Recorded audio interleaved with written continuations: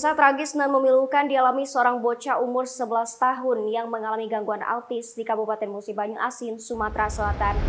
Pasangan suami istri Aan Aprizal 33 tahun dan istrinya Samsidar 29 tahun warga desa Ulak Teberau Kecamatan Lawang Wetan, Musi Banyu Asin diamankan di Polres Muba karena meninggalnya anak kandung berinisial AP 11 tahun hingga tewas. Kejadian bermula saat beberapa minggu lalu anak mereka yang menderita autisme tersebut BAB sembarangan dan membuat Samsidar marah.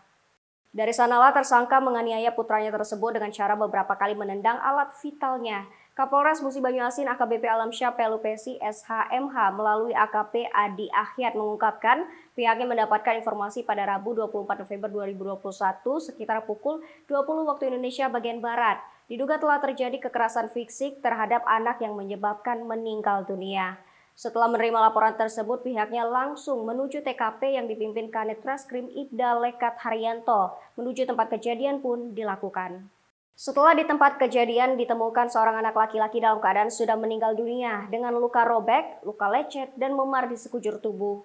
Tersangka Samsidar tidak sendiri dalam aksinya. Sang suami pun yang juga tersangka Aan turut menganiaya buah hati mereka karena kesal akan sikap anaknya.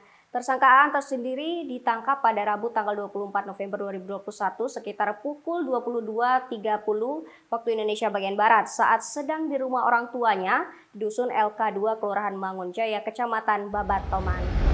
Sedangkan tersangka Samsidar ditangkap pada hari yang sama sekitar pukul 22.30 waktu Indonesia bagian Barat saat sedang di rumah orang tuanya di Dusun LK2 Kelurahan Mangunjaya, Kecamatan Babatoman.